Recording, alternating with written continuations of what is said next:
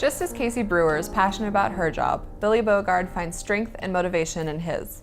With the help of a local bakery in Eugene, Bogard is working to achieve independence while changing attitudes towards people with disabilities.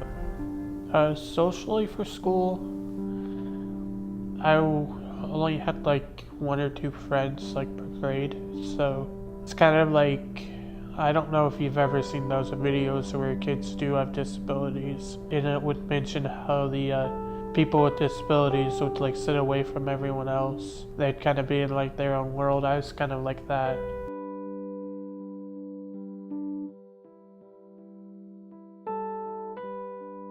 What I have is called Pervasive Developmental disorder.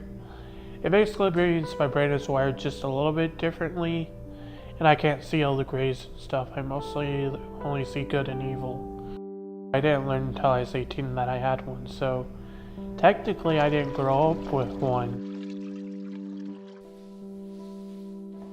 I don't like my disability to label me, so I grew up through school like doing my best and not knowing that my assignments were being cut short or being like eased up because I had a disability.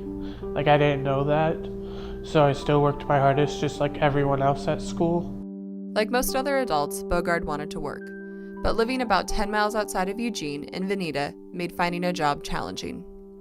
The Veneta bus routes are terrible. There's only a bus every like 2 or 3 hours. As far as looking for a job at that time and trying to find one that would let me work with the schedule I had because of the bus routes was difficult. Eventually my mom put our house up for sale. I kind of wish she hadn't because it was a very nice house. It was 2 stories. Let's just say it's back to origins because till the time I was like 3.5, I lived in a trailer park. Once settled in Eugene, Bogard was able to find his first job at a cafe committed to hiring employees with disabilities in an inclusive setting. Reality Kitchen actually put out an ad that they were looking for someone with a disability that they wanted to hire. I tried applying to jobs before Reality Kitchen, just showing that I could work, because I want to eventually live on my own without my mother.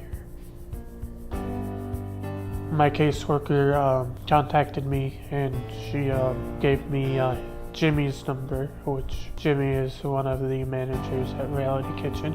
Reality Kitchen is a nonprofit bakery and cafe in Eugene that helps young adults with disabilities transition from school to the workforce, teaching them the basic job skills needed to find meaningful employment. Jimmy's was like, "Why should we hire you?" And I'm like, "Because I want to work. I am capable of working. And this may be my first job, but I'm going to work as hard as I can. And I'm going to prove that I can work even though it's my first job." I didn't really have many fears. My only one that I wouldn't be able to work very fast, because I was once told that I didn't work very fast.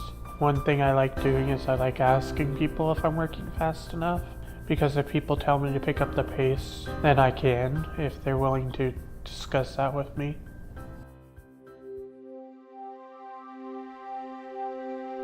I actually don't know how soon I'm leaving Reality Kitchen.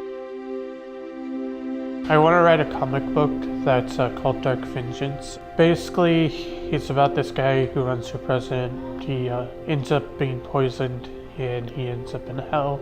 He gets pulled out of hell and God offers him a second chance if he becomes part angel and stops darkness on the world. The character Dark Vengeance is a little bit based off of me, because in the beginning he is overweight and bullied a lot, which kind of relates to my background story. Bogard applies the fight of good versus evil to his struggle against public misconceptions about those with disabilities. Treat people with disability with respect, because we are just like everyone else. If you treat us with respect, we'll treat you with respect. Some people with disabilities are sometimes mean to normal people because normal people don't treat them the same. They treat them differently. They just want to be treated the same. Like, a lot of people in wheelchairs want to be treated the same too. But people will like go up and start pushing their wheelchair, sometimes without even asking, to get them on the bus, when the people will want to do it themselves. prove that they're still normal.